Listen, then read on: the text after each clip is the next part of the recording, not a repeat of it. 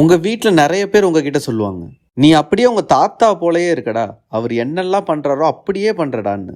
ஆமா, அது கரெக்டு தான். உங்க பேரண்ட்ஸ் கிட்ட இருந்து உங்க உருவம், பிஹேவியர்ஸ் எல்லாம் ஜீன் வழியா உங்ககிட்ட வரும். அதனால தான் நிறைய பசங்க அவங்க அம்மா அப்பா போல, தாத்தா போல, அவங்க வீட்டில் யாராச்சும் போல இருக்காங்க. நீங்க கவனிச்சிருக்கீங்களான்னு தெரியல, அப்பாவுக்கு இடது கை பழக்கம் இருந்தா அவங்க பசங்களுக்கும் அதே பழக்கம் வந்துடும். கிட்டத்தட்ட இதே போல தான் ஆப்ஜெக்ட் ஓரியன்டட் ப்ரோக்ராமிங்ல இன்ஹெரிட்டன்ஸும் ஒர்க் ஆகுது. அப்போ இன்ஹெரிட்டன்ஸ்னா என்ன? ஒருத்தவங்க கிட்ட இருக்கிற மொத்த ரைட்ஸையும், அதாவது உரிமையையும் இன்னொருத்தவங்க கிட்ட நீங்க அதை கொடுத்தீங்கன்னா அதுதான் இன்ஹெரிட்டன்ஸ்னு சொல்லும். இப்போ உங்க அப்பா கிட்ட இருக்க மொத்த சொத்தையும் உங்க பேர்ல எழுதி வச்சா இப்போ அந்த சொத்தை உங்களால முழு உரிமையோட யூஸ் பண்ண முடியும். இதை தான் நம்ம இன்ஹெரிட்டன்ஸ்னு சொல்லுவோம். இப்போ டேடுங்கிற கிளாஸ்ல ஆக்ஷனுங்கிற ஒரு ஃபங்க்ஷனை டிஃபைன் பண்ணிக்கலாம். இந்த ஃபங்க்ஷன்ல இவர் எப்பவுமே இடது கை தான் யூஸ் பண்ணுவாருங்கிற மாதிரி பிரிண்ட் பண்ணிக்கலாம். இப்போ இந்த டேடுங்கிற கிளாஸை இனிஷியலைஸ் பண்ணி இந்த ஃபங்க்ஷனை கால் பண்ணா he use his left handன்னு பிரிண்ட் ஆகும். இதே போல ஃபர்ஸ்ட் அண்டர்ஸ்கோர் சன்னுன்ட்டு இன்னொரு கிளாஸை டிஃபைன் பண்ணலாம். ஆனால் இந்த கிளாஸை டேடில் இருந்து இன்ஹெரிட் பண்ணி எழுத போகிறோம். அது எப்படின்னா, இந்த ஃபர்ஸ்ட் அண்டர்ஸ்கோர் சன்னு நீங்கள் நேம் டிஃபைன் பண்ணியிருக்கோம்ல, இதுக்குள்ளார இந்த டேடுங்கிற கிளாஸை பாஸ் பண்ணால் அதுவே போதும். இதுக்கு என்ன மீனிங்னா, டேடுங்கிற கிளாஸ்ல இருந்து இன்ஹெரிட் பண்ணி இந்த சைல்ட் கிளாஸை டிஃபைன் பண்ணியிருக்கோன்னு அர்த்தம். இந்த கிளாஸுக்குள்ளார சன்னுக்கு நல்லா பாட வரும்ன்ட்டு ஒரு ஃபங்க்ஷனை டிஃபைன் பண்ணுறேன்னு வச்சுக்கோங்க. இப்போ இந்த ஃபர்ஸ்ட் அண்டர்ஸ்கோர் சன்னை இனிஷியலைஸ் பண்ணி ஸ்டார்ட் மியூசிக்ங்கிற ஃபங்க்ஷனை கால் பண்ணால் சிங்கிங் பியூட்டிஃபுல்லின்னு பிரிண்ட் ஆகும். இதில் இந்த டேடுங்கிற பேரண்ட் கிளாஸை நம்ம சூப்பர் கிளாஸ்ன்னு சொல்லுவோம். இந்த ஃபர்ஸ்ட் சன்னுங்கிற கிளாஸை நம்ம சப் கிளாஸ்ன்னு சொல்லுவோம். நான் ஏற்கனவே சொன்னேன் இல்லையா, இன்ஹெரிட்டன்ஸுங்கிறது ஒரு ஆப்ஜெக்டில் உள்ள மொத்த உரிமையையும் இன்னொரு ஆப்ஜெக்ட்டுக்கு கொடுக்கறது. அதாவது இங்கே சூப்பர் கிளாஸில் எழுதி இருக்கிற எல்லா ஃபங்க்ஷனையும் சப் கிளாஸ்லையும் எழுதணுங்கிற அவசியம் இல்லை. ஆனால் உங்கள் சப் கிளாஸை யூஸ் பண்ணி சூப்பர் கிளாஸில் உள்ள ஃபங்க்ஷனையும் ஆக்சஸ் பண்ண முடியும். ஃபர்ஸ்ட் அண்டர்ஸ்கோர் சன் டாட் ஆக்ஷன்னு நீங்கள் கால் பண்ணிங்கன்னா he use his லெஃப்ட் ஹேண்டுன்னு பிரிண்ட் ஆகும். இதை தான் நம்ம ஆப்ஜெக்ட் ஓரியன்டட் ப்ரோக்ராமிங்கில் இன்ஹெரிட்டன்ஸ்னு சொல்லுவோம். அதே போல் ஒரு பேரண்ட்டுக்கு மல்டிபிள் சைல்ட்ஸ் இருக்கலாம், கரெக்டாக? அந்த சைல்டுக்கும் அவங்களோட உருவம், பிஹேவியர் எல்லாம் ஜீன் வழியாக போகும். இப்போ இந்த டேடுங்கிற கிளாஸை யூஸ் பண்ணி செகண்ட் சன்னு நான் இன்னொரு சப் கிளாஸை க்ரியேட் பண்ணுறேன். இந்த செகண்ட் சன்னுக்கு டான்ஸ் நல்லா வரும்ன்ட்டு இன்னொரு ஃபங்க்ஷனை நான் க்ரியேட் பண்ணிக்கிறேன். இந்த சப் கிளாஸ்னாலையும் இந்த டேடுங்கிற சூப்பர் கிளாஸோட எல்லா ஃபங்க்ஷனையும் ஆக்சஸ் பண்ண முடியும். இப்படி ஒரு கிளாஸ்ல இருந்து மல்டிபிள் சப் கிளாஸை கிரியேட் பண்ணுற இந்த கான்செப்டை தான் நம்ம பாலிமார்பிசம்னு சொல்லுவோம். இந்த வீடியோ உங்களுக்கு யூஸ்ஃபுல்லாக இருந்தால் சப்ஸ்கிரைப் பண்ணிக்கோங்க. இப்போ ப்ராக்டிக்கலாக எல்லாத்தையும் ஒர்க் பண்ணி பார்க்கலாம்.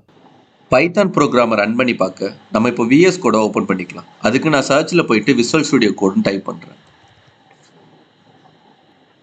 இந்த விசுவல் ஸ்டுடியோ கோட் ஆப்பை நான் ஓப்பன் பண்ணிக்கிறேன். இப்போ ஒரு பைத்தான் ஃபைலை கிரியேட் பண்ணிக்கலாம். அதுக்கு ஃபைலில் போயிட்டு நியூ ஃபைல் கொடுக்குறேன். அதில் பைத்தான் ஃபைலை நான் சூஸ் பண்ணிக்கிறேன். கண்ட்ரோல் எஸ் கொடுத்து ஏற்கனவே பண்ணி வச்சிருக்கிற லொக்கேஷனில் நான் இதையும் சேவ் பண்ணிக்கிறேன்.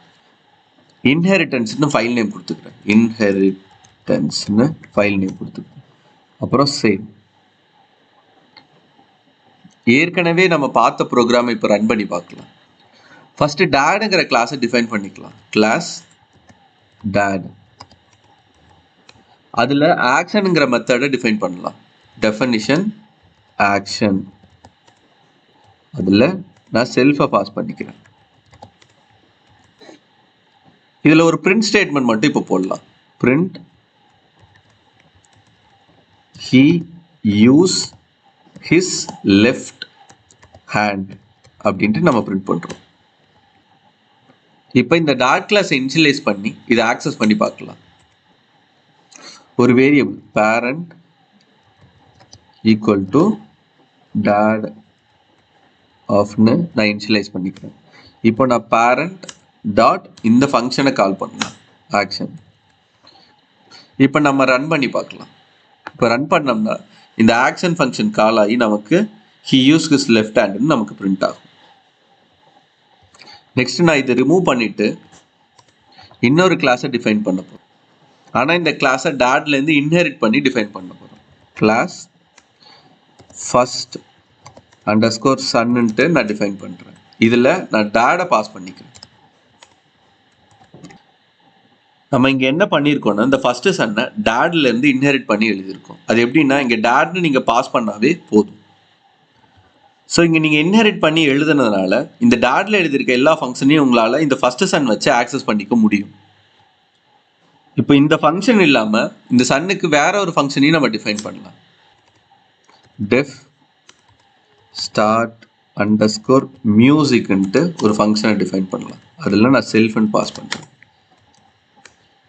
பிரிண்டில் சிங்கிங் பியூட்டிஃபுல்லின்னு பிரிண்ட் பண்ணலாம். சிங்கிங்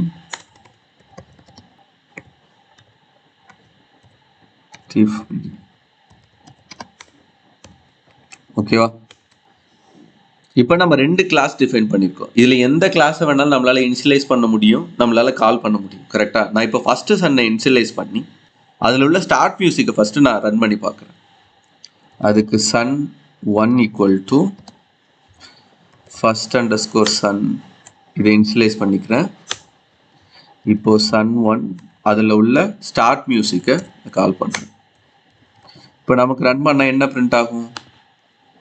நமக்கு சிங்கிங் பியூட்டிஃபுல்லின்னு பிரிண்ட் ஆகும். கரெக்டா? இதே போல் நம்மளால் இந்த ஆக்ஷனையும் கால் பண்ண முடியும். ஏன்னா இந்த ஃபஸ்ட்டு சன் இந்த டேட் வழியாக தான் இன்ஹெரிட் பண்ணி எழுதியிருக்கோம். ஸோ மொத்த ஃபங்க்ஷனும் இந்த ஃபஸ்ட்டு சன்னில் ஆக்சஸ் பண்ணிக்க முடியும். இப்போ நான் சன் 1 டாட் ஆக்ஷன்னு நான் கால் பண்ணேன்னா என்ன ஆகுன்னு பாருங்கள். நான் ரன் பண்ணுறேன். ஹி யூஸ் ஹிஸ் லெஃப்ட் ஹேண்டுன்னு பிரிண்ட் ஆகுது பாருங்கள்.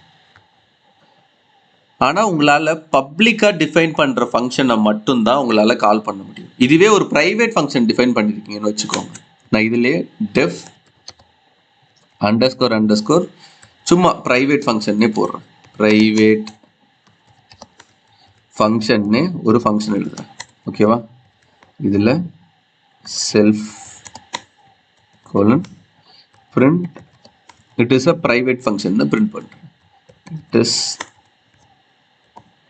a private function. ஓகேவா? இப்போ இந்த பிரைவேட் ஃபங்க்ஷனை என்னால் இந்த சைல்டு வழியை கால் பண்ண முடியாது. இப்போ son 1 dot underscore underscore private function நான் கால் பண்ணேன்னா ஆக்சஸ் பண்ண முடியாமல் எனக்கு எரர் வரும். இதிலே சொல்லியிருக்காங்க பாருங்க, இந்த மாதிரி ப்ரைவேட் ஃபங்க்ஷன்னா உங்களால் அதோட கிளாஸ் நேமை மென்ஷன் பண்ணி இந்த மாதிரி ஆக்சஸ் பண்ணிக்கவும் முடியும். ஆனால் பண்ணக்கூடாது. It is not suggestible. இதையும் ட்ரை பண்ணி பார்க்கலாம். இதுக்கு முன்னாடி ஒன்றும் இல்லை, அண்டர்ஸ்கோர் அந்த கிளாஸ் நேமை மட்டும் நீங்கள் எக்ஸ்ட்ரா போட்டிங்கன்னா உங்களால் அதை ஆக்சஸ் பண்ணிக்கவும் முடியும். ஆனால் இட் இஸ் நாட் சஜஸ்டபிள். இது பண்ணக்கூடாது. ஸோ நீங்கள் பப்ளிக்காக டிஃபைன் பண்ணியிருக்க எல்லா ஃபங்க்ஷனும் ஈஸியாக அவைலபிளாக இருக்கும் உங்களோட சைல்ட் கிளாஸில். இந்த மாதிரி ஒரு கிளாஸில் இருந்து இன்ஹெரிட் பண்ணி இன்னொரு கிளாஸை எழுதுகிறோம்ல, இதுதான் இன்ஹெரிட்டன்ஸ்னு சொல்லுவோம். இதே போல் மல்டிபிள் கிளாஸஸை உங்களால் இதிலேருந்து இன்ஹெரிட் பண்ண முடியும். ஸோ இதே போல் மல்டிபிள் கிளாஸஸை நீங்கள் இன்ஹெரிட் பண்ணி எழுதுறீங்கன்னா அதை தான் நம்ம பாலிமார்ஃபிசம்னு சொல்லுவோம். சரி, எதுக்காக இந்த இன்ஹெரிட்டன்ஸ்? உங்களுக்கு ஈஸினஸ்க்காக தான். நீங்கள் ஏற்கனவே ஒரு கிளாஸை டிஃபைன் பண்ணிட்டீங்க, அதில் நிறைய ஃபங்க்ஷன்ஸ் இருக்குன்னு வச்சுக்கோங்க. அதே போல் இன்னொரு கிளாஸை டிஃபைன் பண்ணணும், ஒரு சில ஃபங்க்ஷன் மட்டும் அடிஷ்னலாக வரும். அந்த மாதிரி சுச்சுவேஷனில் இந்த இன்ஹெரிட்டன்ஸ் உங்களுக்கு ரொம்ப யூஸ் ஆகும். அடுத்த வீடியோவில் ஃபங்க்ஷன் ஓவர்லோடிங் அப்புறம் ஃபங்க்ஷன் ஓவர் ரைடிங்னா என்னன்னு பார்க்கலாம். இந்த வீடியோ உங்களுக்கு பிடிச்சிருந்தா லைக் பண்ணுங்கள், உங்கள் ஃப்ரெண்ட்ஸுக்கு ஷேர் பண்ணுங்கள். என்ன சஜஷன்னாலும் கமெண்ட் பண்ணுங்கள். இது லேர்ன்ஸ் டெவலப்மெண்ட் ஹப்.